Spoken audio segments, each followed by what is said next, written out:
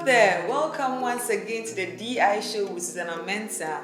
On today's episode, we'll be sharing insight on what to do when you are stopped and approached by a police officer.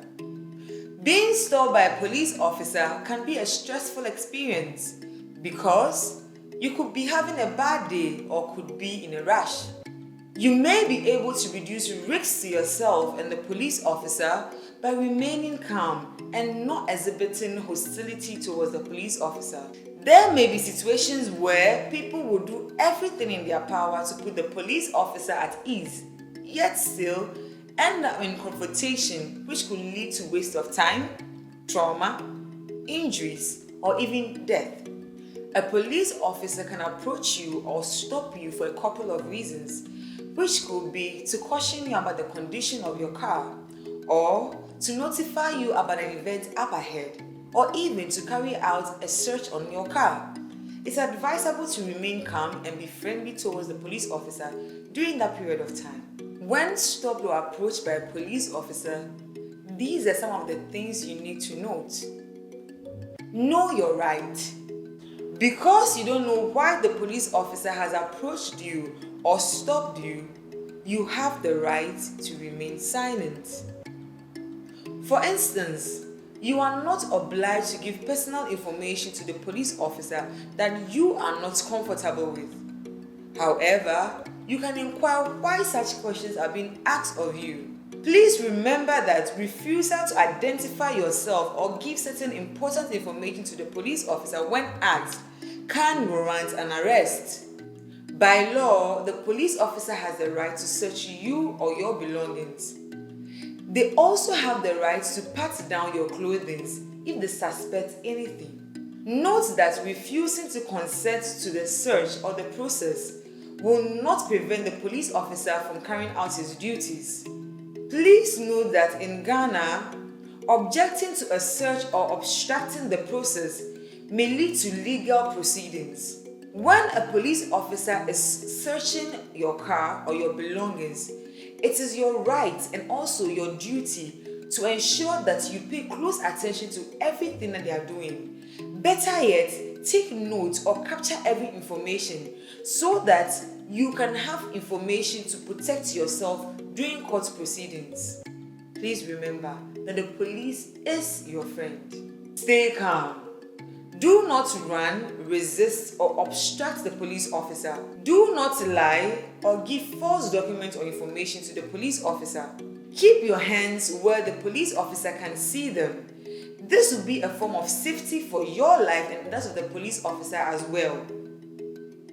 If you need clarity or information on the search or on the entire proceeding, please have the confidence to ask the police officer. And even if they do not answer you, keep such information against legal proceedings. Please remember that the police is always there to help you. If you are arrested or detained, this is what will guide you. Remember that you have the right to remain silent or call your lawyer. And if your lawyer is in close proximity, the police will give you some time for the lawyer to arrive. But if the lawyer is not, they have the right to proceed with any legal actions so that when your lawyer comes in, your lawyer could take it from there.